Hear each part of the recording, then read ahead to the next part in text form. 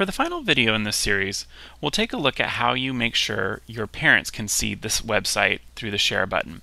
So across the top of the page we have the pencil for editing, the new page button, and the more button, but right next to it we have the blue share button. So if you click on the blue share button, by default your website is private and only you have editing rights to it. Now as you're working on your website, you may choose to add individual people who can help you edit it, potentially a teacher that you're collaborating with, but at some point you're going to want to make your site public so that other people can see it. So the way you do that is right here next to where it says private, you click on the blue word change and a little menu opens up with your visibility options.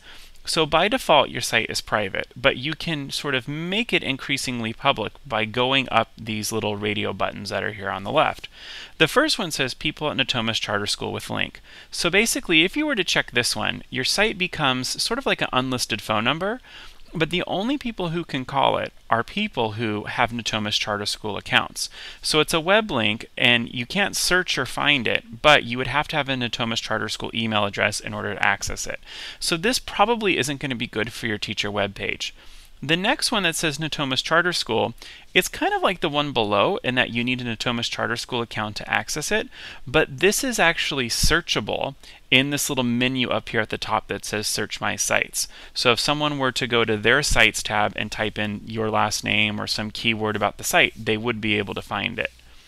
The next one is anyone with link. So this is kind of like that first one I talked about in the sense that it's an unlisted phone number. Someone has to have the link. It's not searchable, but it doesn't require any sort of special sign-in. So parents would be able to easily access this site without a Natomas Charter School account. And the last one is public on the web, which means that not only can anyone without a Natomas Charter School account access your site, it's also searchable. So if I went to google.com and searched for a keyword related to your site, I would find it there. So chances are, depending on the project that you're working on, or if it's just your teacher web page, anyone with the link is public enough. So you can put a little check mark there and press save, and now anyone who has the link can view your site. So if that link is posted on your syllabus or maybe on the Natomas Charter School web page, and they click on that link, they'll automatically be taken there. And that's the last video in our series. Hopefully this was helpful for getting started with your own Google Sites based teacher web page.